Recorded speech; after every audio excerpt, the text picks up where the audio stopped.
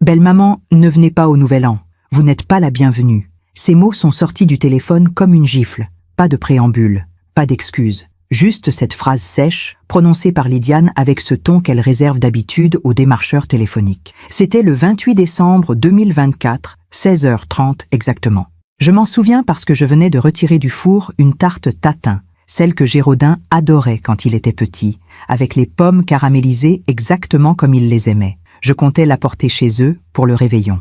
La maison sentait encore le beurre chaud et la cannelle. Je m'appelle Téline Dorval. J'ai 61 ans et voici l'histoire que j'ai portée seule bien trop longtemps. Quand Lydiane a raccroché, sans même attendre ma réponse, je suis restée là, debout dans ma cuisine bourgeoise du 16e arrondissement, le téléphone encore collé à l'oreille. Derrière moi, la tarte refroidissait sur le plan de travail en marbre blanc.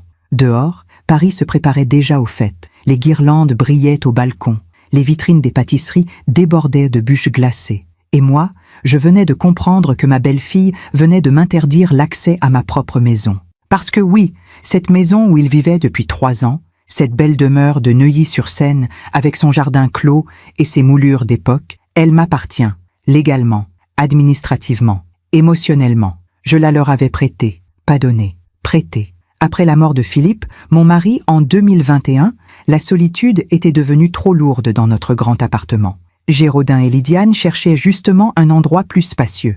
Ils attendaient leur premier enfant. Mon fils m'avait regardé avec ces yeux-là, ceux qu'il avait à 8 ans quand il voulait quelque chose, et il m'avait dit « Maman, si on pouvait s'installer dans la maison de Neuilly, juste temporairement, le temps de se retourner financièrement. Ce serait parfait pour élever l'enfant. Tu comprends? Avec le jardin, temporairement. » Ce mot avait une saveur d'espoir à l'époque. Je m'étais dit que la maison vivrait à nouveau, qu'elle entendrait des rires d'enfants, que les Noëls y auraient du sens. 3 ans plus tard, il n'y avait toujours pas d'enfant. Mais il y avait Lydiane. Lydiane et son sourire de porcelaine qui se fissurait dès que nous étions seuls. Lydiane et ses remarques en apparence innocentes. « Ah, Téline, vous portez encore ce chemisier? Il est vintage. » Lydiane et sa façon de réorganiser les meubles que j'avais choisis avec Philippe, de remplacer nos cadres par les siens, d'effacer lentement toute trace de ce que cette maison avait été. Mais ce soir-là, en raccrochant le téléphone, j'ai compris qu'elle venait de franchir une ligne invisible. J'ai posé le combiné sur le comptoir. Mes mains tremblaient légèrement.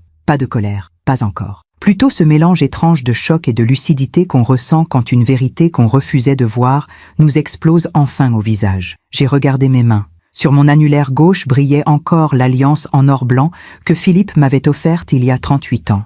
Je l'ai fait tourner machinalement, comme je le fais toujours quand je réfléchis. Le métal était usé par le temps, mais il tenait bon, contrairement à certains liens familiaux. Cette nuit-là, je n'ai pas dormi. Je suis restée assise dans mon salon, face à la fenêtre qui donnait sur l'avenue Foch. Les lumières de Noël clignotaient dans les arbres. Des familles rentraient chez elles, chargées de paquets. Le monde continuait, indifférent.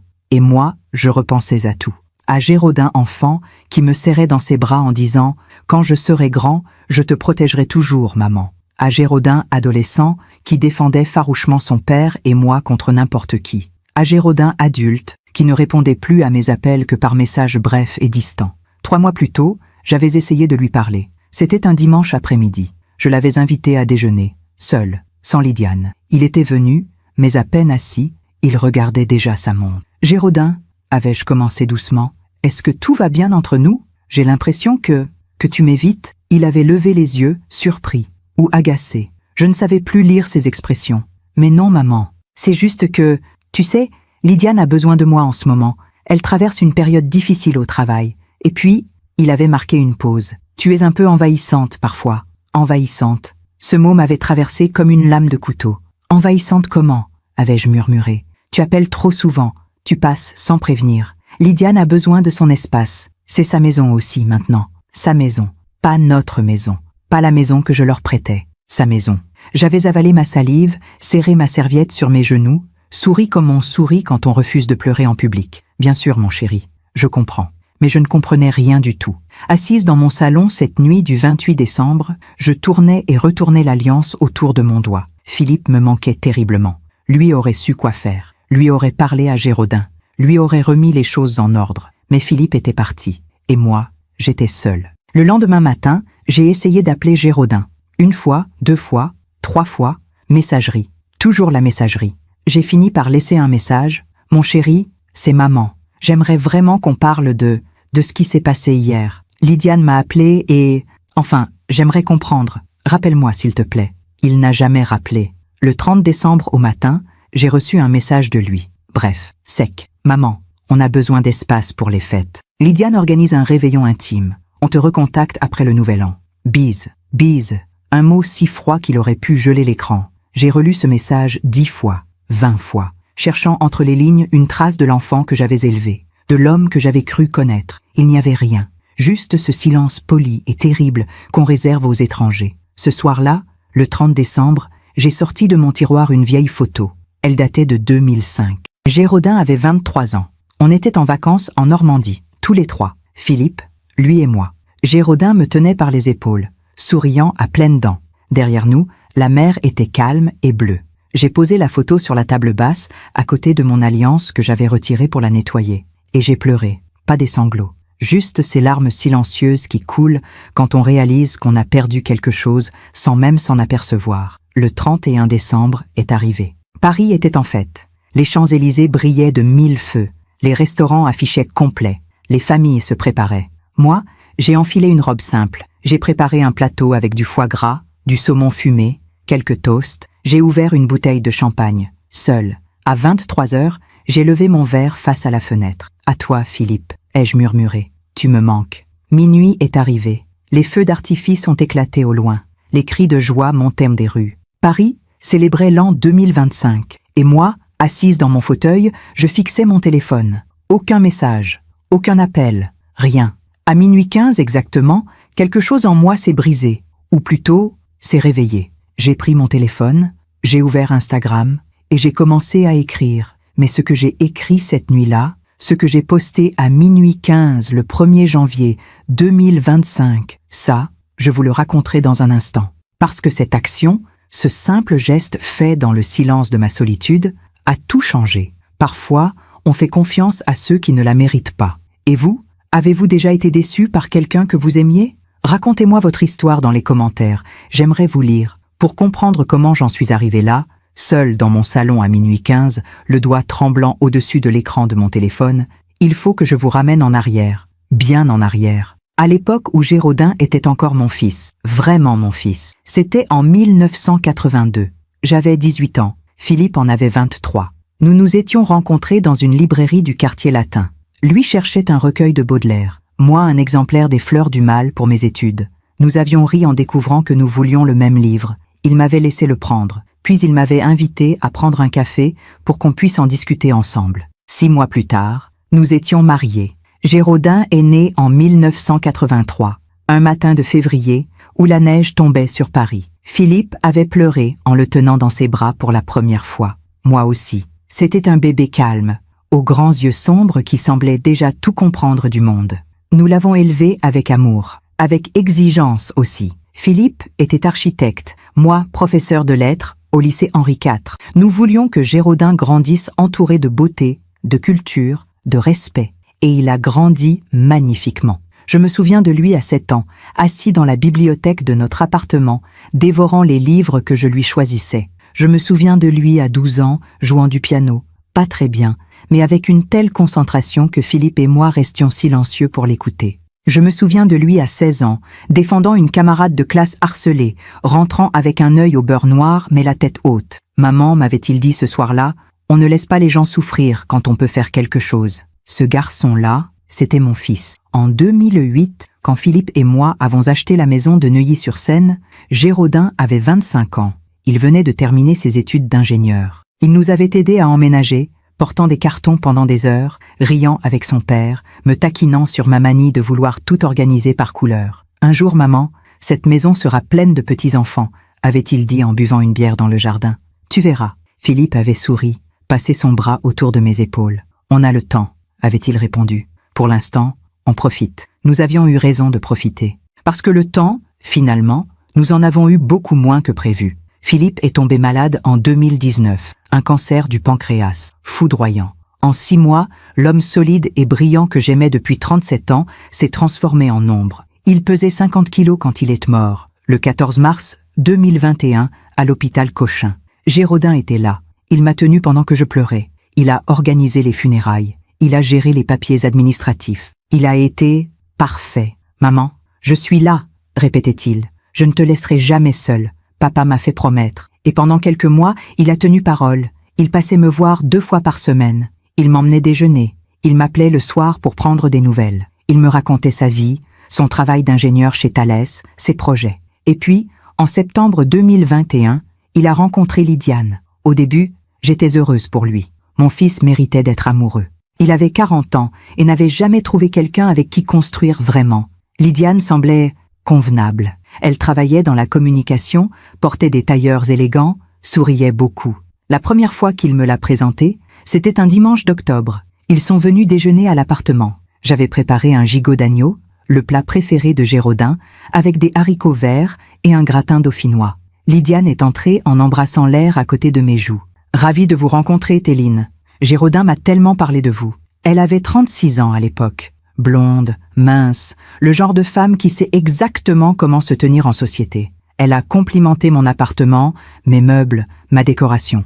Elle a mangé avec appétit. Elle a ri aux anecdotes de Géraudin. Mais il y avait quelque chose dans ses yeux quand elle regardait mon fils. Une intensité, une possession. À un moment, j'ai raconté une histoire de l'enfance de Géraudin, le jour où il avait 7 ans et qu'il s'était perdu dans le jardin du Luxembourg. Philippe et moi l'avions cherché pendant 20 minutes, paniqués, avant de le retrouver assis près du bassin, donnant son goûter au canard. Il m'avait dit « Mais maman, ils avaient faim, eux aussi. » J'avais ri en racontant ça. Géraudin aussi. Mais Lydiane avait posé sa main sur celle de mon fils et déclaré d'une voix douce « Mon pauvre chéri, tu aurais pu te faire kidnapper. Heureusement que tu m'as maintenant pour veiller sur toi. Heureusement que tu m'as maintenant. » Comme si, avant elle, il n'avait eu personne. Comme si Philippe et moi n'avions pas passé 40 ans à veiller sur lui. J'ai senti un petit pincement dans ma poitrine, mais je l'ai ignoré. Je me suis dit que j'étais trop sensible, que le deuil me rendait méfiante. Ils se sont fiancés en février 2022. Géraudin m'a annoncé la nouvelle par téléphone. Il était fou de joie. « Maman, je vais me marier. » Lydiane a dit oui. J'ai pleuré. De bonheur, je croyais. Je suis si heureuse pour toi, mon chéri. Tu vas l'adorer, maman. Elle est parfaite et elle a hâte de faire vraiment partie de la famille. 2 semaines plus tard, Lydiane et Géraudin sont venus me voir. Ils cherchaient un endroit où vivre. Leur appartement à Boulogne-Billancourt était trop petit, disait-il. Ils voulaient fonder une famille, avoir des enfants, un jardin. Le problème, c'est que les prix à Paris sont devenus fous, avait expliqué Géraudin. Même avec nos 2 salaires, on ne peut pas s'offrir ce qu'on veut. C'est là que Lydiane avait souri. Un sourire étrange, calculé. Téline, la maison de Neuilly, elle est toujours vide, n'est-ce pas? J'avais hoché la tête. Depuis la mort de Philippe, je n'y retournais presque plus. Trop de souvenirs, trop de vide. Géraudin m'a dit qu'elle était magnifique. Avec un jardin, 3 chambres, c'est exactement ce dont nous aurions besoin pour élever nos enfants. Nos enfants. Ces mots m'avaient touché. L'idée que mes petits-enfants grandiraient dans cette maison que Philippe et moi avions tant aimée, c'était réconfortant. Vous pensez à la louer?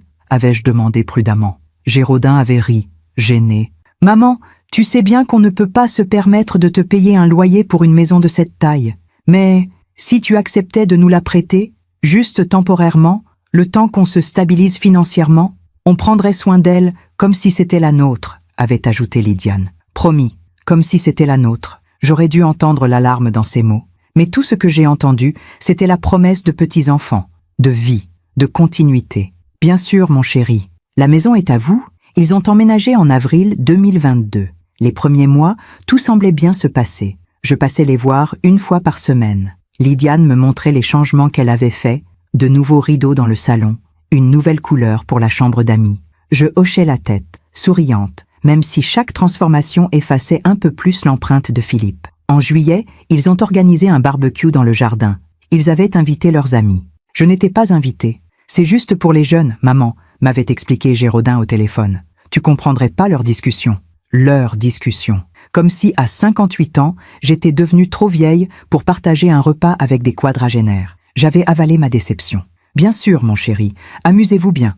En septembre, Lydiane a changé les serrures. C'est pour la sécurité, m'avait-elle dit quand je l'avais remarqué. Il y a eu des cambriolages dans le quartier. Elle m'avait tendu un nouveau jeu de clés, mais le message était clair. Cette maison n'était plus vraiment la mienne. J'ai commencé à espacer mes visites. 1 mois, 2 mois.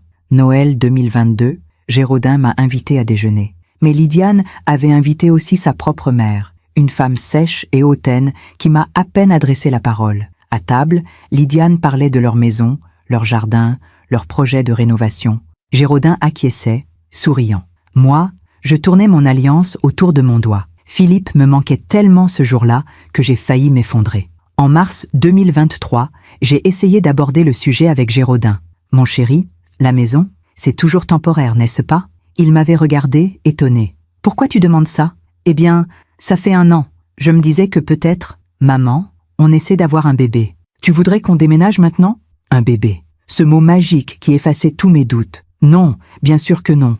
Prenez votre temps. » Mais le temps passait. Et il n'y avait toujours pas de bébé. En 2024, mes visites se sont encore raréfiées. Lydiane trouvait toujours une excuse. Elle était fatiguée. Ils avaient des invités. Géraudin travaillait tard. Et mon fils ne m'appelait presque plus. Un soir d'octobre 2024, je suis passée sans prévenir. J'avais trouvé dans une brocante un vieux train électrique, celui que Géraudin adorait enfant. Je voulais le lui offrir, pour quand il aurait un fils. Quand j'ai sonné à la porte, Lydiane a ouvert. Elle portait un peignoir de soie. Ses cheveux étaient détachés. « Téline, qu'est-ce que vous faites là ?»« J'avais quelque chose pour Géraudin. » Elle a regardé le paquet dans mes mains. « Il n'est pas là. Et la prochaine fois, prévenez avant de venir. » Elle a refermé la porte. Je suis restée plantée sur le perron, le train électrique dans les bras, humiliée comme je ne l'avais jamais été. Ce soir-là, en rentrant chez moi, j'ai pleuré toutes les larmes de mon corps. Et j'ai compris que j'avais perdu mon fils. Pas brutalement,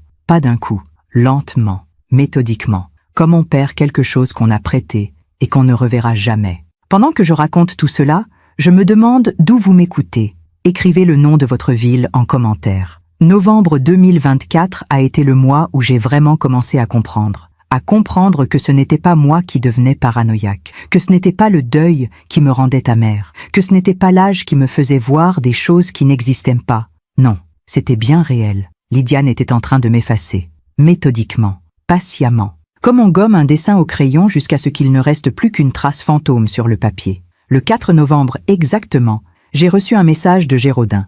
Pas un appel, un message. « Maman, on organise un dîner samedi prochain pour l'anniversaire de Lydiane. Juste quelques amis proches. On te tiendra au courant pour se voir bientôt. Bisous. » L'anniversaire de Lydiane, dans ma maison.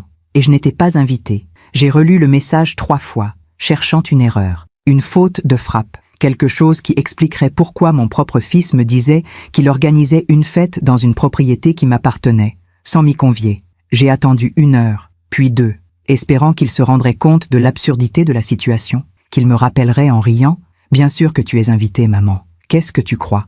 Mais il n'a pas rappelé, alors je l'ai fait moi-même. « Géraudin, c'est maman ?»« Oui, maman, je suis occupée là. »« Qu'est-ce qu'il y a ?» Sa voix était distraite, pressée. « Ton message pour l'anniversaire de Lydiane ?»« Oui, quoi ?»« Eh bien, je me disais que... »« Maman, s'il te plaît, ne le prends pas mal. C'est un dîner entre nous, entre jeunes. Lydiane veut quelque chose de léger, sans contrainte, comme si ma présence était une contrainte. Mais Géraudin, c'est ma maison. » Un silence, un long silence qui m'a glacé le sang. « Maman, techniquement oui, c'est ta maison. Mais on y vit depuis 3 ans maintenant. Lydiane s'y sent chez elle. Tu ne peux pas débarquer à chaque fois qu'on organise quelque chose. Débarquer, ce mot, comme si j'étais une intruse. Je ne débarque pas, Géraudin, Écoute, il faut que j'y aille. On en reparle. » Il a raccroché. Je suis restée assise sur mon canapé, le téléphone contre l'oreille, écoutant la tonalité monotone qui résonnait comme un glas. Cette nuit-là, j'ai à peine dormi. Je tournais et retournais dans mon lit, fixant le plafond, essayant de comprendre comment j'en étais arrivée là. Comment mon fils, ce garçon que j'avais porté, nourri, élevé, aimé pendant 42 ans, pouvait me traiter comme une étrangère. Le lendemain matin, j'ai fait quelque chose que je n'avais jamais fait. J'ai appelé mon notaire. Maître Arnaud Dufresne me suivait depuis 25 ans. C'était un homme discret, rigoureux, d'une 60aine d'années. Il avait géré la succession de Philippe. Il connaissait ma famille. « Téline, quelle bonne surprise. Que puis-je faire pour vous ?»« Arnaud, j'ai besoin de vérifier quelque chose. La maison de Neuilly, elle est toujours à mon nom, n'est-ce pas ?»« Bien sûr. Pourquoi cette question ? Et mon testament ? Géraudin est toujours mon unique héritier ? Oui, selon vos dernières volontés établies en 2022. Tout lui revient. L'appartement, la maison, les placements. Vous souhaitez modifier quelque chose ? J'ai hésité. Non, pas pour l'instant. Je voulais juste m'assurer. Tout va bien, Téline? Oui, oui, merci Arnaud. J'ai raccroché, le cœur battant. Pourquoi avais-je appelé? Qu'est-ce que j'espérais entendre? Je ne le savais pas encore, mais quelque chose en moi commençait à se réveiller. Une lucidité froide, une clarté que je n'avais plus ressentie depuis longtemps. Le samedi 9 novembre, le soir de l'anniversaire de Lydiane, je suis passé devant la maison. Je n'avais pas prévu de le faire. Je rentrais d'un dîner chez une amie à Saint-Cloud et mon trajet passait par Neuilly. Je me suis dit que j'allais juste jeter un œil, de loin. Il était 21h, les fenêtres brillaient de 1000 feux. J'ai garé ma voiture de l'autre côté de la rue, le cœur serré. À travers les rideaux à moitié tirés, je voyais des silhouettes, des rires, des verres levés. Ma maison était pleine de gens que je ne connaissais pas. Et moi, j'étais dehors, dans le froid, observant comme une mendiante regarde un banquet. J'ai failli repartir, mais à ce moment-là, la porte d'entrée s'est ouverte. Lydiane est sortie, accompagnée d'une femme blonde. Elle fumait une cigarette sur le perron, mon perron, en riant aux éclats. Je les ai entendus, parfaitement. Franchement, Lydiane, cette maison est un rêve. Tu as tellement de chance. Lydiane a tiré sur sa cigarette, souriante. Je sais, ça nous a pris du temps, mais on a enfin réussi à la convaincre de nous la laisser. La convaincre, comme si c'était une victoire, une manipulation. Et la belle-mère, elle ne vient jamais t'embêter? Lydiane a éclaté de rire. Un rire froid, cristallin. Téline? Oh, elle essaie de temps en temps. Mais j'ai appris à la gérer. Géraudin est tellement malléable quand on sait s'y prendre. Il suffit de lui dire que sa mère est envahissante, et il la tient à distance. Malléable. Mon fils, mon Géraudin, malléable. Tu es terrible, avait ri son ami. Mais je t'admire. Moi, je n'aurais jamais osé. Il faut savoir ce qu'on veut dans la vie, avait répondu Lydiane en écrasant sa cigarette. Et moi, je voulais cette maison. Elles sont rentrées. Et moi, je suis restée pétrifiée dans ma voiture. Les mots résonnaient dans ma tête comme des coups de marteau. Malléable. Gérer. Cette maison. J'ai démarré. Mes mains tremblaient tellement que j'ai failli rater un feu rouge. En rentrant chez moi, j'ai pris ma douche. Je me suis brossé les dents. Je me suis couchée. Mais je ne dormais pas. Je fixais le plafond, les yeux grands ouverts, revoyant en boucle la scène sur le perron. Et quelque chose en moi, quelque chose que j'avais enfoui depuis des mois, des années peut-être, a craqué. Le lendemain, dimanche 10 novembre, j'ai essayé une dernière fois. J'ai appelé Géraudin. « Allô? Mon chéri, c'est maman. Est-ce que je pourrais passer te voir aujourd'hui? Juste toi et moi. J'aimerais qu'on parle. » Un soupir. « Maman, c'est pas un bonjour. Lydiane est fatiguée après hier soir. Géraudin, c'est important. S'il te plaît, de quoi tu veux parler? De nous? De ce qui se passe entre nous? J'ai l'impression que tu m'évites, que tu ne m'aimes plus. » Ma voix s'était brisée sur les derniers mots. Il y a eu un silence, long, pesant, puis sa voix, froide comme je ne l'avais jamais entendue. « Maman, arrête ton cinéma. Tu es épuisante, toujours à te plaindre, à vouloir de l'attention. Lydiane a raison, tu es envahissante. Lydiane a raison. Géraudin? Non, maman, j'en ai marre. Marre de tes appels incessants, marre de tes visites surprises, marre de ton regard de victime. Papa est mort, c'est triste, mais la vie continue. Et moi, j'ai le droit de vivre la mienne sans que tu sois constamment dans mes pattes. Dans ses pattes. J'étais dans ses pattes. Mon chéri, je dois y aller. Clic. Il avait raccroché. Pour la première fois de ma vie, mon fils m'avait raccroché au nez. Je suis restée assise sur mon canapé pendant 2 heures, sans bouger, sans pleurer, juste vide. J'ai regardé mes mains. L'alliance brillait à mon doigt. Je l'ai fait tourner lentement, encore et encore. « Philippe !» ai-je murmuré. « Qu'est-ce que j'ai fait de mal ?» Mais Philippe ne pouvait pas répondre. Philippe était parti, et j'étais seule avec un fils qui ne me reconnaissait plus. Les jours suivants ont été étranges. Je continuais ma vie. J'allais au marché. Je voyais mes amis. Je lisais. Je regardais la télévision. Mais quelque chose en moi s'était éteint, ou peut-être rallumé différemment. Le 20 novembre, j'ai reçu une lettre de la mairie de Neuilly, une demande de changement d'adresse postale pour la maison, signée par Géraudin et Lydiane. Ils voulaient que tout le courrier concernant la propriété leur soit envoyé directement. Ma propriété, mon courrier. J'ai relu la lettre 3 fois, puis je l'ai posée sur mon bureau, sans répondre. Le 25 novembre, jour de mon anniversaire, j'ai attendu un appel, un message, un signe. À 20h, j'ai reçu un SMS de Géraudin. « Bon anniversaire, maman. On t'embrasse. On t'embrasse. » Pas « je t'embrasse ». On. Comme s'il ne pouvait même plus m'exprimer son affection seul. Comme s'il avait besoin de Lydiane pour valider le moindre geste envers moi. Cette nuit-là, j'ai pleuré pour la dernière fois. Des larmes silencieuses, assise dans mon fauteuil, face à la fenêtre qui donnait sur Paris illuminé, et j'ai pris une décision.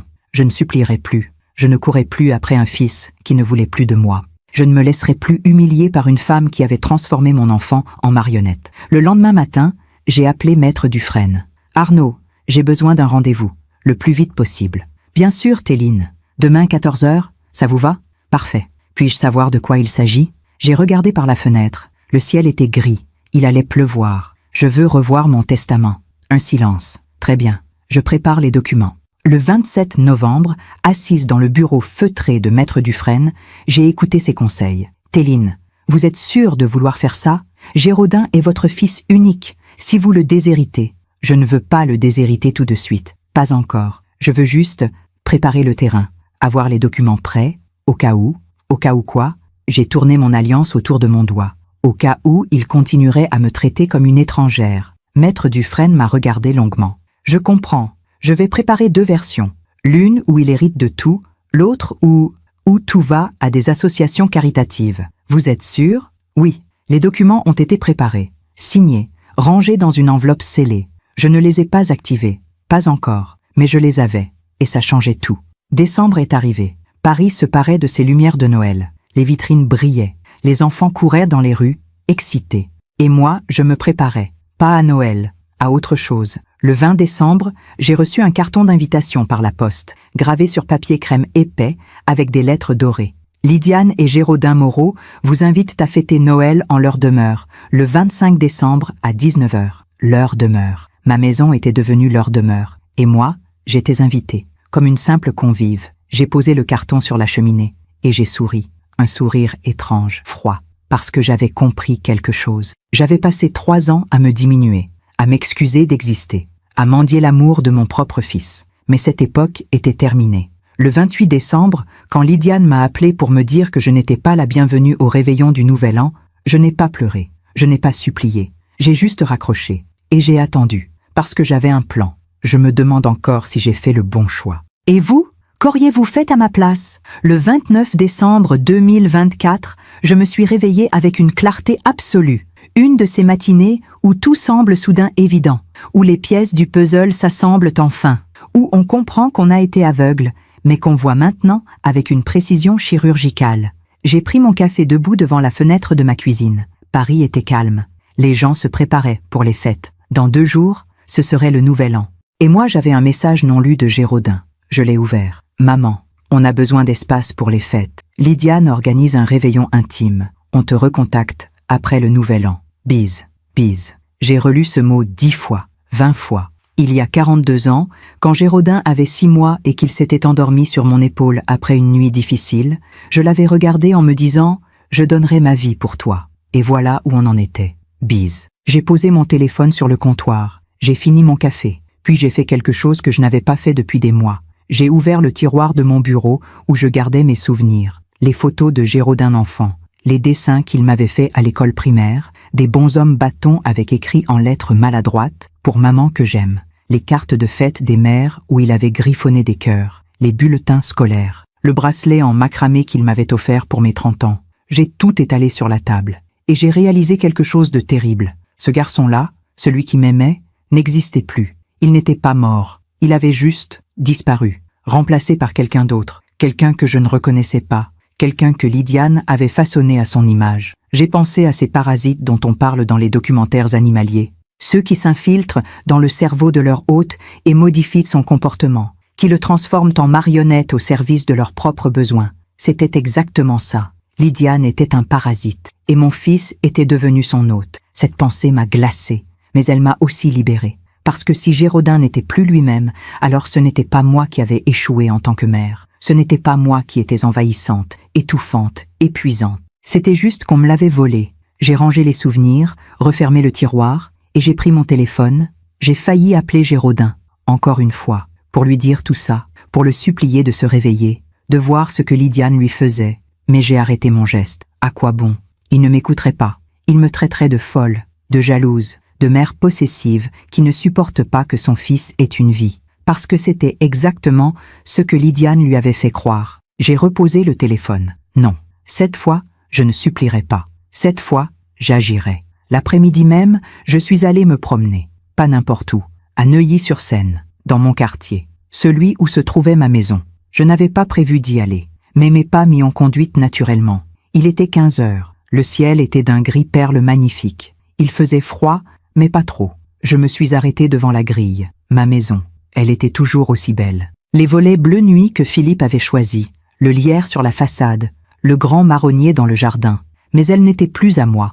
Enfin, légalement, si. Sur le papier, j'étais propriétaire. Mais dans les faits, Géraudin et Lydiane l'avaient reprise, appropriée, colonisée, comme on colonise un territoire qu'on considère vacant. J'allais repartir quand la porte d'entrée s'est ouverte. Lydiane est sortie. Elle portait un manteau en laine camel, un foulard Hermès, des bottines en cuir. Impeccable, comme toujours. Elle m'a vue. Pendant 2 secondes, nos regards se sont croisés. Elle a souri. Un sourire poli, froid. Téline. Quelle surprise.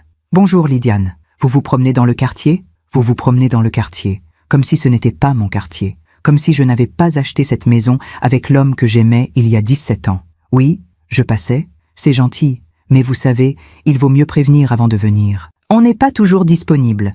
Il vaut mieux prévenir, pour venir devant chez moi. J'ai hoché la tête, incapable de parler. Elle a continué, avec ce ton de fausse bienveillance qu'elle maîtrisait si bien.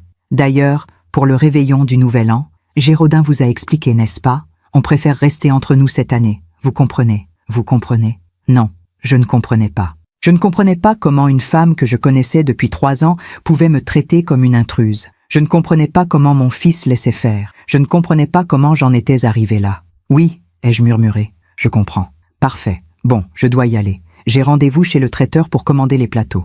On attend une dizaine de personnes. Une dizaine de personnes. Dans ma maison. Pour le Nouvel An. Sans moi. Elle est partie d'un pas léger, me laissant planter devant la grille comme une mendiante. Je suis rentrée chez moi dans un état second. J'ai monté les escaliers jusqu'à mon appartement. J'ai refermé la porte. Je me suis appuyée contre le mur. Et j'ai eu une révélation. Lydiane ne voulait pas seulement la maison. Elle voulait tout. L'héritage, la position sociale, le nom de famille, l'argent. Elle voulait que Géraudin soit à elle. Complètement. Exclusivement. Et pour ça, il fallait que je disparaisse. Pas physiquement, bien sûr, mais émotionnellement, symboliquement. Il fallait qu'elle me transforme en fantôme, en vieille femme encombrante dont on se débarrasse poliment. Et elle y était presque arrivée. Cette nuit-là, je n'ai pas dormi. J'ai passé des heures à réfléchir, à me souvenir, à analyser chaque moment, chaque phrase, chaque regard des 3 dernières années. Et j'ai vu comment Lydiane avait procédé. D'abord, elle s'était montrée parfaite, souriante, gentille. Elle m'appelait « belle maman », avec affection. Elle me remerciait pour la maison. Elle me demandait des conseils de cuisine. Puis, petit à petit, elle avait commencé à distiller du poison. Des remarques innocentes à Géraudin. « Ta mère a l'air fatiguée. Tu crois qu'elle va bien? Elle vieillit? Non? » Des suggestions douces. Peut-être qu'on devrait espacer les visites pour ne pas la fatiguer. Des manipulations subtiles. J'ai l'impression qu'elle ne m'aime pas. J'ai dû faire quelque chose de mal. Et Géraudin, qui l'aimait, qui voulait la protéger, qui voulait la rendre heureuse, avait avalé tout ça. Il s'était éloigné de moi sans même s'en rendre compte, parce que Lydiane lui avait fait croire que c'était pour mon bien, pour notre bien, pour l'harmonie familiale. Et moi, comme une idiote, j'avais laissé faire. J'avais accepté les excuses. J'avais espacé mes visites. Je m'étais fait petite, toujours plus petite, jusqu'à devenir invisible. Le 30 décembre au matin, j'ai pris une décision. Je n'irai pas voir Géraudin pour Noël. Je n'essaierai pas de forcer ma présence au réveillon. Je ne supplierai plus. À la place, j'allais attendre le bon moment. Et quand il viendrait, ce moment, j'agirais. L'après-midi, je suis allée me promener au jardin du Luxembourg. C'était un de mes endroits préférés avec Philippe. On y venait souvent, avant sa maladie. On s'asseyait sur un banc près du bassin et on regardait les enfants jouer avec leurs bateaux. Je me suis assise sur notre banc. Il faisait froid. Le jardin était presque vide. J'ai sorti mon téléphone. J'ai regardé mes contacts. Le nom de Géraudin, le numéro que je connaissais par cœur. J'ai failli l'appeler. Mais non, pas aujourd'hui. À la place, j'ai fait défiler mes photos. Il y en avait des centaines. Géraudin bébé, Géraudin enfant, Géraudin adolescent, Géraudin adulte avant Lydiane. Et puis, plus rien. Depuis 3 ans, je n'avais presque aucune photo de lui, parce qu'il n'était plus là. J'ai fermé l'application. J'ai regardé mon alliance. Je l'ai fait tourner lentement autour de mon doigt. « Philippe » ai-je murmuré. « Si tu voyais ce qu'il est devenu. » Mais Philippe ne pouvait pas voir. Philippe était mort, et moi, j'étais seule pour affronter ça. Le soir du 30 décembre, je me suis préparé un dîner simple. Une soupe de légumes, du pain, un peu de fromage. J'ai mangé devant la télévision.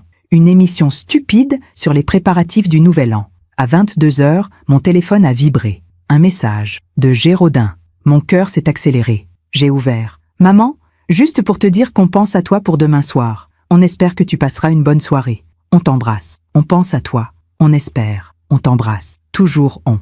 Jamais je. » Comme s'il ne pouvait même plus exprimer un sentiment personnel sans l'aval de Lydiane. J'ai fixé le message pendant 5 minutes, puis j'ai tapé une réponse. Simple, courte. « Merci mon chéri. Passez une belle soirée vous aussi. Je t'aime. Je t'aime. » Je l'avais écrit, même si je savais qu'il ne le lirait peut-être pas vraiment. Même si je savais que Lydiane était probablement à côté de lui, surveillant ses messages. Je l'avais écrit, parce que c'était vrai, malgré tout, malgré la douleur, malgré l'humiliation. J'aimais encore mon fils, mais ça ne suffisait plus. L'amour ne suffit pas quand on vous traite comme une étrangère. L'amour ne suffit pas quand on vous vole votre dignité. L'amour ne suffit pas quand on vous efface. Cette nuit-là, j'ai fait un rêve. Philippe était là, assis à côté de moi dans notre lit. Il me regardait avec ses yeux doux. « Téline, disait-il, arrête de souffrir. Mais c'est mon fils Philippe, notre fils, je sais. Mais ce n'est plus le garçon qu'on a élevé. Pas pour l'instant. Qu'est-ce que je dois faire ?» Il souriait, ce sourire triste et tendre que je connaissais si bien. « Ce que tu sais déjà faire, te respecter. »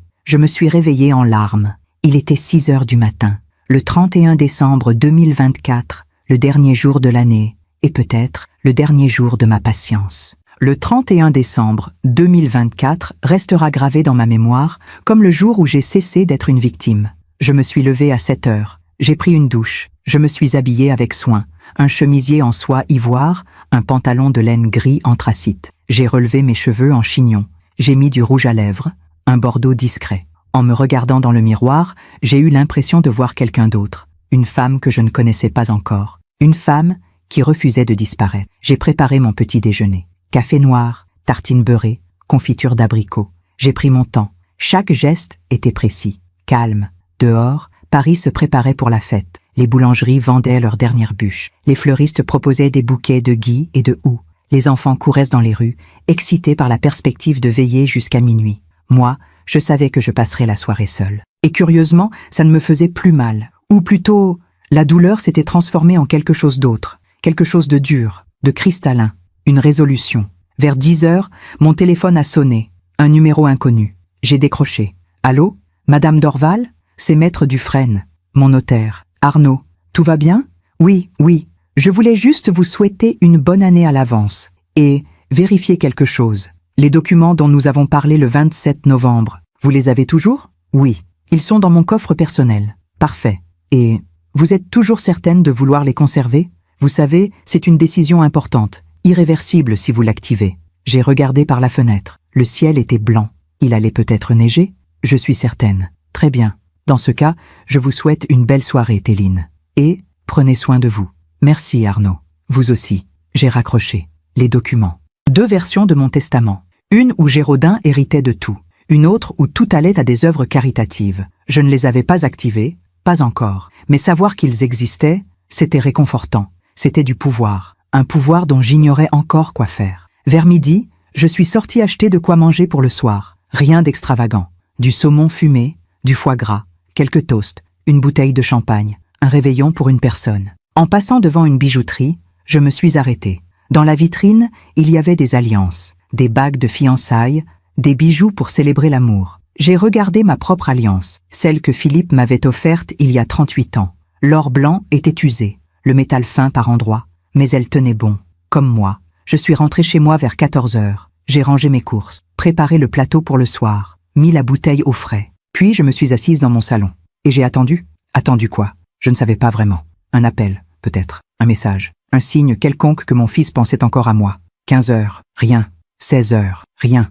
17h, rien. À 18h, j'ai reçu un message. De Géraudin. Mon cœur a bondi. Maman, bonne année à l'avance. On pense fort à toi. On espère te voir bientôt. Bisous. On pense fort à toi. On espère te voir bientôt. Pas, je passe te voir demain. Pas, appelle-moi quand tu veux. Juste, on espère te voir bientôt. Du vent, des mots vides qui ne voulaient rien dire. J'ai fixé le message pendant 5 bonnes minutes, puis j'ai tapé une réponse. Merci mon chéri. Je vous souhaite une merveilleuse soirée. Profitez bien de votre maison. Votre maison. J'avais bien écrit votre maison, avec tout le poids que ces mots portaient. J'ai envoyé. Il a répondu immédiatement. Merci maman. Un cœur, un emoji. C'était devenu ça, notre relation. Des emojis et des phrases creuses. J'ai posé le téléphone. J'ai fermé les yeux et j'ai respiré profondément. Ça suffit, Téline. Ça suffit. À 19h, j'ai allumé la télévision. Une émission spéciale Réveillon. Des célébrités qui riaient, chantaient, faisaient semblant d'être heureuses. Je l'ai éteinte au bout de 10 minutes. Le silence était préférable. J'ai mis de la musique, du Chopin, les nocturnes, ceux que Philippe aimait. La musique a rempli l'appartement. Douce, mélancolique, parfaite. À 20h, j'ai ouvert le champagne. Je me suis servi un verre, j'ai sorti le saumon fumé, le foie gras, les toasts, j'ai dressé une belle table, nappe blanche, serviette en lin, vaisselle fine, parce que même seule, je méritais de la dignité. J'ai mangé lentement, en silence, en pensant à tous les réveillons passés, avec Philippe, avec Géraudin enfant, avec la famille, les rires, les conversations, la chaleur, tout ça était fini. À 22h, j'ai ouvert mon téléphone. J'ai regardé Instagram, Facebook, les réseaux sociaux que je consultais rarement. Et là, je les ai vus. Lydiane avait posté une story, une photo de la table du réveillon, magnifiquement dressée, des bougies, des fleurs, des assiettes élégantes. En légende, réveillon à la maison avec mes amours, prête à accueillir 2025. À la maison, mes amours, ma maison, mon fils, transformé en sa propriété personnelle. J'ai continué à faire défiler. Une autre story. Lydiane et Géraudin qui trinquaient. Ils souriaient. Ils avaient l'air heureux. Comme si je n'existais pas. Comme si je n'avais jamais existé. J'ai fermé l'application. Mes mains tremblaient. Mais ce n'était plus de la tristesse. C'était de la rage. Une rage froide, contrôlée. La rage de celle qui a tout donné et qui s'est fait tout prendre. À 23h, je me suis levé. J'ai fait les 100 pas dans mon salon. La musique jouait toujours. Chopin. Nocturne. Opus 9 numéro 2. Philippe adorait ce morceau. C'est triste mais beau, disait-il, comme la vie. J'ai tourné mon alliance autour de mon doigt, encore, et j'ai pensé à ce que Lydiane m'avait volé. Pas seulement la maison, mon fils, ma dignité, ma place dans ma propre famille. Et pendant qu'elle fêtait le réveillon dans ma propriété, entourée de ses amis, dans ma salle à manger, avec mes meubles, moi, j'étais seule, interdite, exclue, effacée. 23h30. Dehors, les premiers pétards commençaient à éclater. Les gens criaient, riaient, anticipaient minuit. Moi, j'étais assise sur mon canapé, un verre de champagne à moitié vide à la main. Et j'ai pris une décision terrible, radicale. Une décision que je n'aurais jamais cru prendre il y a encore un an. Mais voilà, on ne devient pas méchante. On devient juste, lucide. 23h45. J'ai ouvert mon ordinateur portable. J'ai ouvert mon compte Instagram. Celui que je n'utilisais presque jamais. Quelques photos de voyage, des paysages, rien de personnel. J'avais 423 abonnés. Des amis, des anciens collègues, de la famille éloignée. Pas grand-chose, mais assez. J'ai ouvert une nouvelle publication. J'ai pris mon téléphone. J'ai cherché dans mes photos. La maison de Neuilly. Une photo que j'avais prise il y a des années, quand Philippe et moi venions d'emménager. Belle, lumineuse, pleine de promesses. J'ai sélectionné la photo. Je l'ai téléchargée. Et j'ai commencé à écrire. Mes doigts tremblaient sur le clavier. Mais les mots venaient facilement. Trop facilement. Comme s'ils attendaient depuis des mois de sortir. 23h50. J'ai relu ce que j'avais écrit. C'était parfait, précis, clair, sans ambiguïté. J'ai regardé le bouton « Publier ». Mon doigt est resté en suspens au-dessus. Tu es sûre, Téline? Une fois que tu auras fait ça, il n'y aura plus de retour en arrière. 23h55. Dehors, les cris s'intensifiaient. Le compte à rebours approchait. J'ai regardé par la fenêtre. Paris brillait de 1000 feux. Des familles, des amis, des couples, tous ensemble. Et moi, seule, parce qu'on m'avait mise à l'écart. 23h59. J'ai fermé les yeux. J'ai pensé à Philippe. Respecte-toi, Téline. J'ai pensé à Géraudin enfant. Quand je serai grand, je te protégerai toujours, maman. J'ai pensé à Lydiane. Il suffit de lui dire que sa mère est envahissante et il la tient à distance. Minuit. Les feux d'artifice ont éclaté. Paris a explosé de joie. 2025 était là. Et moi, assise dans mon salon, j'ai appuyé sur le bouton.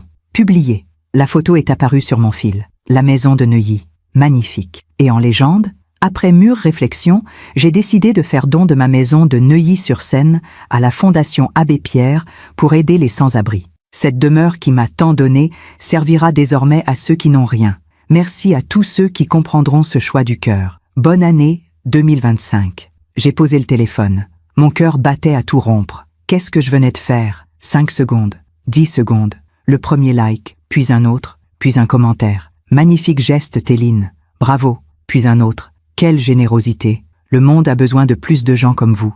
Les notifications commençaient à affluer. Et moi, je fixais l'écran, hypnotisé. Qu'est-ce que je venais de faire? Minuit 15. J'ai ouvert ma messagerie. J'ai cherché le contact de Maître Dufresne. J'ai écrit « Arnaud, bonne année. J'ai besoin que vous procédiez à une modification urgente de mon testament. Avec effet immédiat. Je vous appelle demain matin 1er heure pour les détails. Téline. Envoyé. » Puis j'ai ouvert un autre message, pour Maître Dufresne également. PS. Je souhaite également déshériter formellement mon fils Géraudin Dorval. Tout devra aller à des œuvres caritatives. Merci de préparer les documents. Envoyé. C'était fait. En 15 minutes, j'avais changé le cours de tout.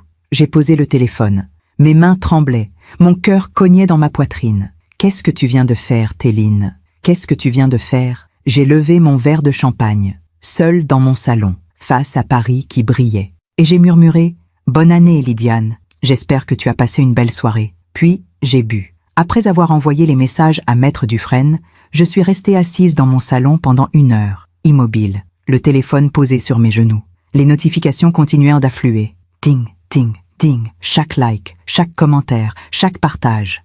Mon post était en train de se propager, comme un virus, ou comme une vérité qu'on ne peut plus arrêter. Et ce magnifique geste de solidarité. Bravo, Madame Dorval, le monde a besoin de plus de générosité. Quelle belle âme vous avez. Des inconnus, des amis lointains, des anciennes collègues du lycée Henri IV où j'avais enseigné pendant 30 ans. Tout le monde me félicitait. Personne ne savait la vérité. Personne ne savait que ce n'était pas un geste de générosité. C'était un geste de guerre. À 1 heure du matin, j'ai éteint les notifications. Je ne pouvais plus supporter ce bruit constant. Ce flux incessant de validation pour quelque chose que je n'avais pas encore vraiment fait. Parce que la vérité, c'était que je mentais. Je n'avais pas encore fait don de la maison.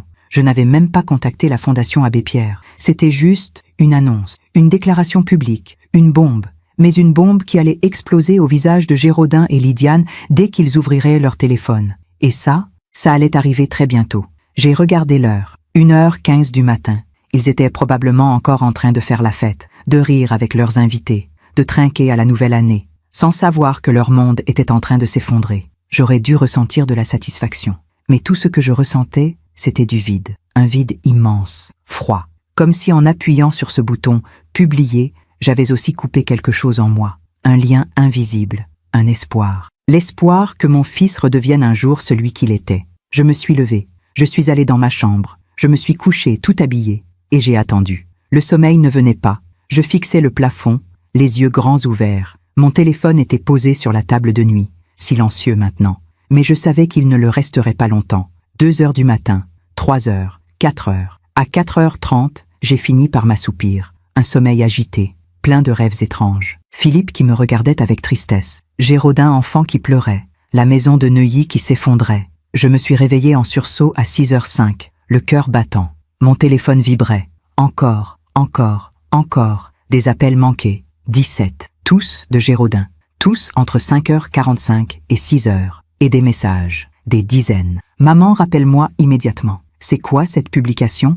Tu as perdu la tête? Rappelle-moi maintenant. Maman, on doit parler, c'est urgent. Tous en majuscules. Tous paniqués. Ils avaient vu. Ils savaient. J'ai regardé ces messages pendant 5 bonnes minutes, sans bouger, sans répondre. Savouring ce moment, ce renversement de pouvoir. Pour la première fois depuis 3 ans, ce n'était plus moi qui suppliais, c'était eux. 6h15, on a sonné à ma porte, fort, insistant. Puis, des coups, violents. Maman, maman, ouvre! La voix de Géraudin. Je me suis levée lentement. J'ai enfilé ma robe de chambre. J'ai passé mes mains dans mes cheveux. Et j'ai pris mon temps. Maman, je sais que tu es là. Ouvre cette porte. J'ai traversé l'appartement calmement. Chaque pas mesuré. Chaque geste contrôlé. J'ai posé ma main sur la poignée. J'ai respiré profondément. Et j'ai ouvert. Géraudin était là, échevelé, les yeux rouges. Il portait encore ses vêtements de la veille. Une chemise froissée, un pantalon de costume, Derrière lui, Lydiane, en manteau par-dessus ce qui ressemblait à une robe de soirée. Pas de maquillage, les cheveux défaits. Pour la première fois depuis que je la connaissais, elle n'était pas parfaite, elle était terrifiée. « Maman » a soufflé Géraudin. « Qu'est-ce que tu as fait ?» Je les ai regardés tous les deux, calmement. « Bonjour, Géraudin. Bonjour, Lydiane. Vous voulez entrer ?»« Entrer » a explosé Géraudin. « Tu as annoncé sur les réseaux sociaux que tu donnais la maison. Notre maison. Notre maison. » J'ai souri. Un sourire froid. « Ta maison, Géraudin ? Je crois que tu te trompes. C'est ma maison. Légalement. Administrativement. Et j'ai le droit d'en faire ce que je veux. » Lydiane s'est avancée. Pour la première fois, sa voix tremblait. « Téline, je ne comprends pas. Pourquoi vous faites ça ? Qu'est-ce qu'on a fait ? Qu'est-ce qu'on a fait ?» J'ai ri. Un rire sans joie. « Vous voulez vraiment que je réponde à cette question, Lydiane ? Vraiment ? Maman, s'il te plaît, » a supplié Géraudin. « S'il te plaît, il doit y avoir une erreur. Tu ne peux pas faire ça. On vit dans cette maison. On y a construit notre vie. Votre vie, » ai-je répété doucement. « Et moi, Géraudin, où est-ce que je suis dans votre vie ?» Un silence.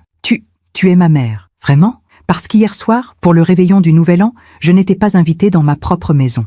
Maman, ne dis rien, Géraudin. S'il te plaît, ne me mens pas en plus. Je me suis reculée. Je les ai laissés entrer. Ils sont entrés comme des condamnés marchant vers l'échafaud. Géraudin s'est effondré sur mon canapé. Lydiane est restée debout, les bras croisés, le visage blanc. J'ai pris mon téléphone. J'ai ouvert Instagram. Regardez. 1234 likes, 387 commentaires, 152 partages. J'ai fait défiler les commentaires. Écoutez ce qu'on dit. Quelle générosité, quel beau geste. Le monde a besoin de plus de gens comme vous, Madame Dorval. Géraudin avait la tête entre les mains. Maman, tu ne peux pas faire ça, s'il te plaît. On n'a nulle part où aller. Nulle part où aller ? Tu es ingénieur chez Thales, Géraudin. Tu gagnes un excellent salaire. Lydiane travaille dans la communication. Vous pouvez louer un appartement, comme tout le monde. Lydiane s'est approchée. Elle essayait de garder son calme, mais je voyais ses mains trembler. Téline, je sais qu'on a peut-être été maladroit, mais on peut arranger ça.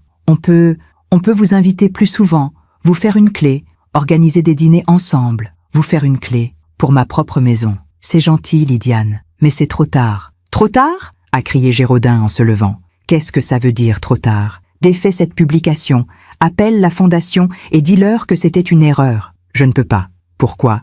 Parce que ce n'était pas une erreur, Géraudin. C'était une décision réfléchie. Il me regardait comme s'il ne me reconnaissait pas. Tu es devenue folle, ces mots. Les mêmes que Lydiane avait probablement utilisés pendant des mois pour me décrire. Non, mon chéri, je ne suis pas folle. Je suis juste lucide. J'ai posé mon téléphone. Vous m'avez exclu, méthodiquement, consciencieusement. Pendant 3 ans, vous m'avez fait sentir que j'étais de trop, que j'étais encombrante, que j'étais vieille et pathétique. Maman, ce n'est pas vrai. Si, ai-je crié. Si, Géraudin, c'est vrai, et tu le sais. Ma voix s'était brisée. Tu sais combien de fois je t'ai appelé ces 6 derniers mois ? 43 fois. Tu sais combien de fois tu m'as rappelé ? 7. 7 fois, Géraudin. Il baissait la tête. Tu sais combien de fois je suis passée devant la maison, ma maison, en espérant te voir ? Trop de fois pour que je les compte. Lydiane a ouvert la bouche, mais je l'ai coupée. Et toi, Lydiane, toi qui as dit à ton ami, le 9 novembre, sur le perron de ma maison, que Géraudin était malléable et qu'il suffisait de lui dire que j'étais envahissante pour qu'il me tienne à distance. Son visage est devenu livide. Vous étiez là ? Oui, j'étais là, dans ma voiture, à observer ma propre maison comme une voleuse, parce que vous m'aviez transformée en ça, en intruse. Le silence était assourdissant. Géraudin me regardait, les yeux remplis de larmes. Maman, Tu quoi, Géraudin ? Tu es désolé ? Tu ne savais pas ? Il ne répondait pas. Tu savais, tu as toujours su, mais tu as choisi. Tu as choisi Lydiane, tu as choisi le confort, tu as choisi de me sacrifier. Ce n'est pas vrai. Si, c'est exactement ça. Je me suis approchée de lui. Et maintenant, vous voulez que j'annule tout ? Que je fasse comme si rien ne s'était passé ? Que je continue à me taire pendant que vous vivez dans ma maison en me traitant comme une étrangère ? Lydiane s'est mise à pleurer. De vraies larmes cette fois. Pas calculées, pas manipulatrices. Elle avait peur. S'il vous plaît, Téline, s'il vous plaît, on fera tout ce que vous voulez. Mais ne nous enlevez pas la maison. J'ai regardé cette femme qui m'avait volé mon fils. Cette femme qui m'avait humiliée pendant 3 ans. Cette femme qui pleurait maintenant parce qu'elle perdait ce qu'elle m'avait pris. Et je n'ai ressenti aucune pitié. Non, maman, non, Géraudin. J'ai tourné mon alliance autour de mon doigt. J'ai aussi envoyé un message à Maître Dufresne cette nuit. Je l'ai chargé de modifier mon testament. Tu n'hérites plus de rien, tout ira à des œuvres caritatives. Le choc sur son visage. Tu me déshérites? Oui, mais je suis ton fils. Tu l'étais, Géraudin. Tu l'étais. Les larmes coulaient maintenant sur ses joues. Et moi, je restais là, debout, droite, sans fléchir. Vous avez jusqu'à la fin du mois de janvier pour quitter la maison. Ensuite, je lance les procédures légales. Maman, non, c'est terminé, Géraudin. Vous avez gagné. Vous m'avez fait disparaître. Alors maintenant, disparaissez de ma vie. Lydiane sanglotait. Géraudin me regardait avec des yeux de petit garçon perdu. Mais je ne cédais pas. Partez maintenant. Maman, partez. Ils sont partis. Lydiane en premier, titubant presque.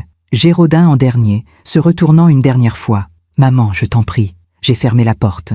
Et je me suis effondré contre le mur. Les larmes sont venues, violentes, incontrôlables. Parce que même si c'était juste, même si c'était mérité, je venais de perdre mon fils. Pour de bon cette fois. Après leur départ, je suis restée assise sur mon canapé pendant des heures. Le silence de l'appartement était total, oppressant. Dehors, Paris se réveillait doucement du réveillon. Les rues étaient calmes. Le 1er janvier était toujours ainsi. Une journée de repos, de gueule de bois, de lendemain difficile. Pour moi, c'était le premier jour d'une nouvelle vie. Une vie sans mon fils. J'ai regardé mon téléphone. Les notifications continuaient. 800 nouveaux commentaires. 200 partages supplémentaires. Mon geste faisait le tour des réseaux sociaux. Inspirant. Quelle leçon d'humanité. J'aimerais avoir son courage. Ils ne savaient rien. Ils applaudissaient un mensonge. Parce que la vérité, c'est que je n'avais pas encore contacté la Fondation Abbé Pierre. Je n'avais fait aucune démarche concrète. J'avais juste appuyé sur un bouton et détruit ma famille. Vers midi, j'ai reçu un appel de Maître Dufresne. Téline, j'ai reçu vos messages de cette nuit. Oui, vous êtes sûr de vouloir procéder ainsi? Absolument. Un silence. Téline, je vous connais depuis 25 ans. Je dois vous demander, est-ce que tout va bien? Mieux que jamais, Arnaud. Déshériter votre fils unique, c'est une décision lourde de conséquences. Je sais. Et cette annonce publique sur les réseaux sociaux, vous réalisez que ça va créer des attentes, des obligations légales potentielles? J'ai fermé les yeux. Que voulez-vous dire? Si vous annoncez publiquement faire don d'un bien, certaines associations pourraient considérer cela comme un engagement moral, voire légal selon comment c'est formulé. Mon cœur s'est serré. Donc, je dois vraiment le faire? Pas nécessairement. Mais si vous ne le faites pas, vous risquez d'être accusé de manipulation, voire d'escroquerie morale. Les réseaux sociaux n'oublient rien, Téline. J'avais piégé moi-même. En voulant punir Lydiane et Géraudin, je m'étais enfermé dans une situation dont je ne pouvais plus sortir. Je vois. Voulez-vous que je contacte la Fondation Abbé Pierre pour explorer les options? Oui, faites-le. J'ai raccroché, la gorge serrée. Qu'avais-je fait? Les jours suivants ont été étranges. Géraudin m'appelait, 10 fois par jour, 15, 20. Je ne répondais jamais. Les messages s'accumulaient. Maman, s'il te plaît, on doit parler. Je suis désolé pour tout. Laisse-moi au moins m'expliquer. Maman, je t'en supplie. Pour la première fois, c'était lui qui suppliait. Le 3 janvier, Lydiane m'a écrit un long message, différent des autres. Téline, je sais que vous me détestez. Je le comprends. J'ai été horrible avec vous. J'ai manipulé Géraudin. J'ai voulu cette maison plus que tout. Et j'ai tout détruit pour l'obtenir. Je ne vous demande pas de me pardonner. Juste, ne punissez pas Géraudin pour mes erreurs. Il vous aime. Vraiment. Je l'ai juste aveuglé. S'il vous plaît. J'ai lu ce message 10 fois. C'était la première fois que Lydiane reconnaissait quelque chose. Mais était-ce sincère? Ou juste une nouvelle manipulation? Je n'ai pas répondu. Le 5 janvier, Maître Dufresne m'a rappelé. Téline, j'ai parlé avec la Fondation Abbé Pierre. Ils sont très intéressés par votre don. Ils voudraient vous rencontrer. Mon sang s'est glacé. Déjà, votre publication a fait beaucoup de bruit. Ils veulent officialiser le don le plus vite possible. Pour des raisons de communication aussi.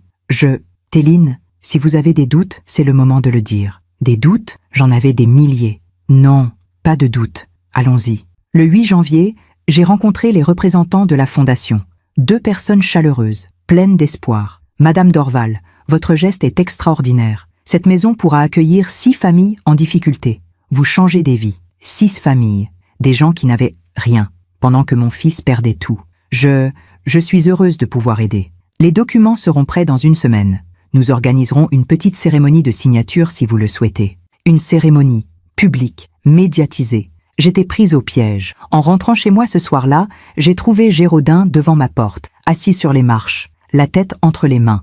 Il avait maigri. Ses yeux étaient cernés. « Maman, Géraudin, je t'ai dit de ne plus venir. Je sais, mais je devais essayer. Une dernière fois. » Il s'est levé. Il tremblait. « Maman, je sais que j'ai tout gâché. Je sais que j'ai été un fils horrible, que j'ai laissé Lydiane te blesser, que je t'ai abandonné. » Les larmes coulèrent sur son visage. « Mais s'il te plaît, ne fais pas ça. Pas la maison, pas le testament. » J'ai détourné les yeux. « C'est trop tard. » « Non, ce n'est jamais trop tard. »« Si, Géraudin, le 8 janvier, j'ai rencontré la fondation. Les papiers sont en préparation.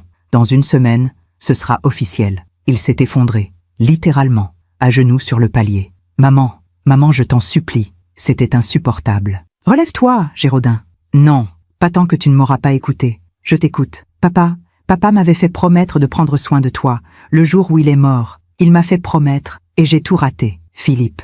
Mon Philippe qui lui avait fait promettre. Alors pourquoi, Géraudin? Pourquoi tu m'as abandonné? Parce que j'étais faible, parce que Lydiane, elle me faisait sentir important, aimé. Et toi tu m'aimais quoi qu'il arrive. Alors j'ai cru que je pouvais te négliger sans te perdre. » Il sanglotait maintenant. « Je suis désolée, maman, tellement désolée. J'ai tourné mon alliance autour de mon doigt et j'ai fait quelque chose que je n'aurais jamais cru faire. J'ai tendu la main. Je l'ai aidé à se relever. Rentre chez toi, Géraudin. Maman, la maison sera donnée. Le testament est changé. C'est fini. Alors, tu ne me pardonneras jamais? » J'ai regardé ce garçon de 42 ans qui pleurait comme un enfant. « Je ne sais pas, Géraudin. Peut-être un jour, mais pas aujourd'hui. » Il est parti, les épaules basses. Et moi, je suis rentrée dans mon appartement vide, seule avec ma décision, seule avec mes regrets, seule avec cette alliance qui tournait autour de mon doigt. Le 15 janvier 2025, j'ai signé les papiers. Dans le bureau feutré de Maître Dufresne, entouré de représentants de la Fondation Abbé Pierre, j'ai apposé ma signature au bas du document qui transférait la propriété de ma maison de Neuilly-sur-Seine. Ma main tremblait légèrement, mais j'ai signé. « Madame Dorval, » a dit la directrice de la Fondation, « vous ne pouvez pas imaginer ce que ce geste représente pour nous, pour les familles que nous allons aider. » J'ai hoché la tête, incapable de parler. « Nous organisons une conférence de presse demain, pour officialiser le don. Vous serez présente? » « Oui. » En sortant du bureau, j'ai trouvé Géraudin qui m'attendait dans la rue. Il avait encore maigri. Ses traits étaient tirés. « Maman, tu l'as fait. »« Oui. On doit partir dans 2 semaines. On a trouvé un appartement à Boulogne. Petit. 2 pièces. 2 pièces. Pour un couple qui vivait dans une maison de 180 mètres carrés avec jardin. C'est bien. » Lydiane est effondrée. Elle ne dort plus. Elle ne mange plus. Je n'ai rien dit. « Maman, je sais que tu ne me crois pas, mais elle regrette. Vraiment. Géraudin, arrête. » Non, écoute-moi. Elle m'a avoué tout ce qu'elle avait fait. Les manipulations, les mensonges. Comment elle t'avait isolé de moi. J'ai levé les yeux vers lui. Et qu'est-ce que ça change maintenant? Rien, je sais, mais je voulais que tu saches que j'avais compris, que je voyais enfin. Trop tard, toujours trop tard. Prends soin de toi, Géraudin. Je suis partie. Le 16 janvier, la conférence de presse a eu lieu, dans un petit hôtel particulier du 7e arrondissement. Des journalistes, des caméras. Des questions. « Madame Dorval, qu'est-ce qui vous a motivé à faire ce don extraordinaire ?» J'ai souri. Un sourire que j'avais répété devant le miroir. La solidarité. Le besoin d'aider ceux qui n'ont rien. Mensonge. « Avez-vous des enfants qui auraient pu hériter de cette propriété ?» Mon cœur s'est serré. J'ai un fils, mais j'ai choisi une autre voie. Une voie qui me semblait plus juste. Les photos ont été prises. L'article est sorti le lendemain dans Le Parisien. Une sexagénaire parisienne fait don de sa maison de 3 millions d'euros aux sans-abri. 3 millions. C'était la valeur estimée de la maison. 3 millions d'euros que Géraudin ne verrait jamais. Les jours suivants, quelque chose d'étrange s'est produit. Des gens ont commencé à me reconnaître dans la rue. « Vous êtes Madame Dorval? Quel beau geste. Merci pour ce que vous faites. Vous êtes une inspiration. » J'étais devenue une héroïne, moi qui avais agi par vengeance. Le 20 janvier, Géraudin m'a envoyé une photo. Des cartons, partout dans la maison. On déménage dans 5 jours. Je voulais que tu le saches. J'ai regardé cette photo pendant longtemps. Les meubles que Philippe et moi avions choisis. Les murs où nous avions accroché nos souvenirs. Tout ça allait disparaître. Et à la place, des familles que je ne connaissais pas. Était-ce vraiment ce que je voulais? Le 23 janvier, j'ai reçu une lettre. Une enveloppe blanche, écriture manuscrite, de Lydiane. J'ai hésité à l'ouvrir, puis je l'ai fait. « Chère Téline, je ne vous demande pas de me pardonner. Je ne le mérite pas. Pendant 3 ans, J'ai été la pire belle-fille qu'on puisse imaginer. J'ai été jalouse, manipulatrice, cruelle. J'ai vu en vous une menace, une femme forte que Géraudin admirait, et je ne supportais pas de partager son amour. Alors, je vous ai effacé, méthodiquement, sans pitié. Aujourd'hui, je paie le prix de mes actes. Nous perdons tout. Mais le pire, c'est que Géraudin vous a perdu. Et je sais que c'est ma faute. Je sais aussi que cette maison, pour vous, c'était plus qu'une propriété. C'était Philippe, c'était vos souvenirs, c'était votre vie. Je vous l'ai volé, et maintenant, personne ne l'aura. Je suppose que c'est ça, la justice, Lydiane. J'ai replié la lettre, les mains tremblantes, parce qu'elle avait raison. Personne n'aurait la maison, ni eux, ni moi, ni même les souvenirs qu'elle contenait. J'avais tout détruit. Pour punir 2 personnes, j'avais sacrifié ce que j'avais de plus cher. Le 25 janvier au matin, Maître Dufresne m'a appelé. Téline, Géraudin et Lydiane ont officiellement quitté la maison hier. Les clés ont été remises à la fondation. Bien. Et votre nouveau testament est validé. Tout est en ordre. Tout était en ordre. Géraudin déshérité. La maison donnée. Ma vengeance accomplie. Alors pourquoi je me sentais si vide? Merci, Arnaud. Téline, est-ce que vous allez bien? Oui. Pourquoi? Parce que vous avez gagné cette guerre, mais vous avez l'air d'avoir tout perdu. J'ai raccroché sans répondre. Parce qu'il avait raison.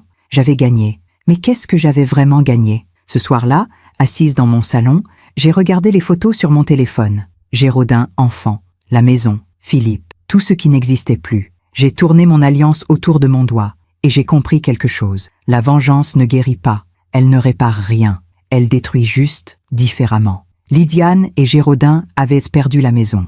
Mais moi, j'avais perdu mon fils. Et ça, aucune justice poétique ne pourrait jamais le réparer. Février 2025 est arrivé avec un froid mordant. Paris était gris, silencieux, comme engourdi. Moi aussi, j'étais engourdi. Les jours passaient, je me levais, je me couchais. Entre les deux, j'existais à peine. La fondation m'envoyait des nouvelles régulières. Les travaux d'aménagement avançaient. 6 familles allaient bientôt emménager. Des enfants allaient jouer dans le jardin où Géraudin avait joué. Je lisais ces messages sans émotion. Le 5 février, une amie m'a appelé, Sylvie, une ancienne collègue du lycée Henri IV. Téline, je viens de voir ton fils. Mon cœur s'est arrêté. Où? Au supermarché de Boulogne. Il avait l'air épuisé, perdu. Il ne m'a même pas reconnu. Je vois. Téline, qu'est-ce qui s'est passé entre vous? C'est compliqué. On dit que tu as fait don de ta maison, que Géraudin a tout perdu. On dit beaucoup de choses. C'est vrai? J'ai fermé les yeux. Oui, c'est vrai. Un silence. Mon Dieu, Téline. Qu'est-ce qu'il t'a fait pour que tu en arrives là? Il m'a oublié, Sylvie.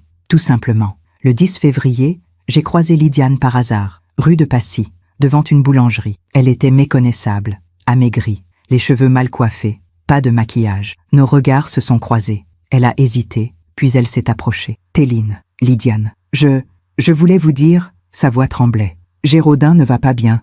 Il ne dort plus. Il ne mange presque plus. Il se sent tellement coupable. C'est son problème. Téline, s'il vous plaît. Je sais que j'ai tout détruit.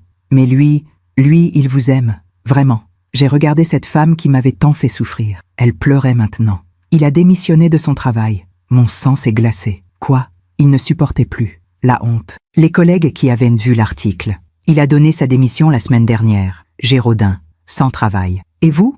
J'ai été licencié. Mon entreprise a dit que mon image nuisait à leur réputation. Le karma, naturel, implacable. Je suis désolée pour vous.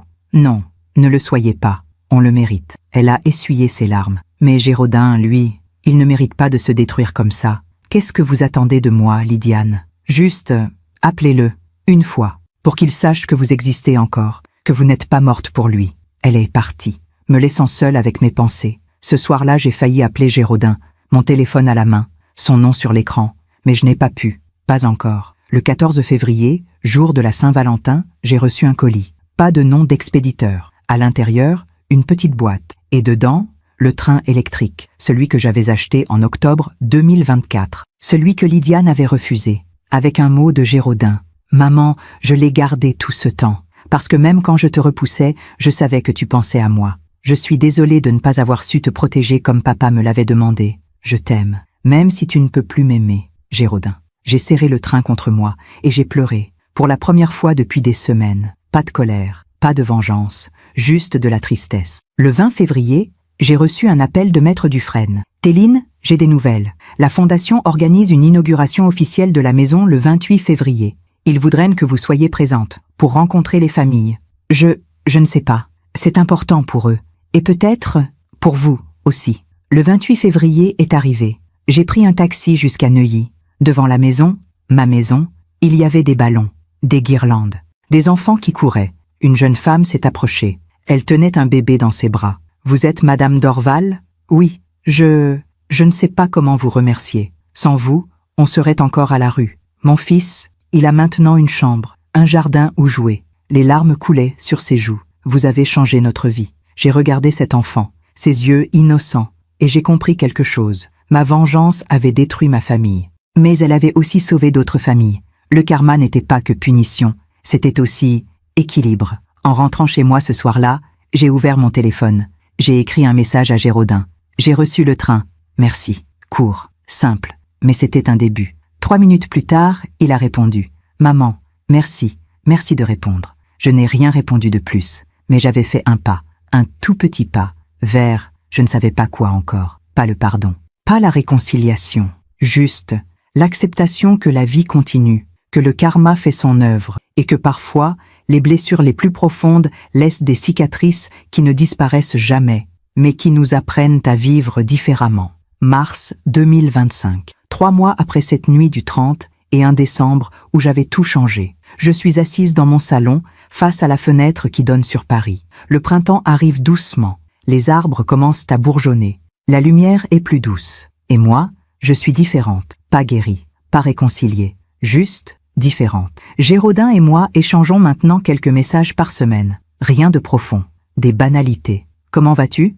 Il fait beau aujourd'hui. Je pense à toi. Des miettes, mais des miettes qui reconstruisent lentement quelque chose. Quoi exactement? Je ne sais pas encore. Il a trouvé un nouveau travail, moins bien payé, dans une petite entreprise, mais il travaille. Lydiane suit une thérapie. C'est elle qui me l'a écrit dans un message il y a 2 semaines. Je dois apprendre à ne plus tout contrôler, à ne plus vouloir posséder les gens que j'aime. C'est difficile, mais nécessaire. Je ne lui ai pas répondu. Certaines choses ne méritent pas de réponse. La semaine dernière, je suis retournée à Neuilly, pas devant la maison, juste dans le quartier. J'ai marché dans les rues où Philippe et moi nous promenions.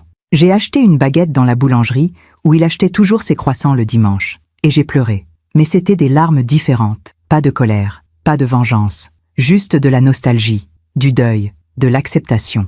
Ce matin, j'ai fait quelque chose que je n'avais pas fait depuis des mois. J'ai retiré mon alliance. Je l'ai regardée longuement, l'or blanc usé, les rayures du temps. 38 ans de mariage, 4 ans de veuvage, 42 ans que je la portais. Je l'ai embrassée doucement, puis je l'ai rangée dans son écrin, pas pour oublier Philippe, mais pour avancer, parce que j'ai compris quelque chose. On ne peut pas vivre dans le passé, on ne peut pas se venger du présent, on peut juste essayer de construire un futur différent. Ai-je bien fait de donner la maison? De déshériter Géraudin? Je ne sais pas. Certains jours, je pense que oui, que c'était la seule façon de me respecter, de dire stop. D'autres jours, je regrette. Je me dis que j'aurais pu choisir une autre voie, moins radicale, moins destructrice. Mais c'est fait, et il faut vivre avec. Hier, j'ai reçu une lettre de la Fondation Abbé Pierre, des photos des familles dans la maison, les enfants qui jouent dans le jardin, une femme qui cuisine dans ma cuisine, un homme qui lit dans mon salon.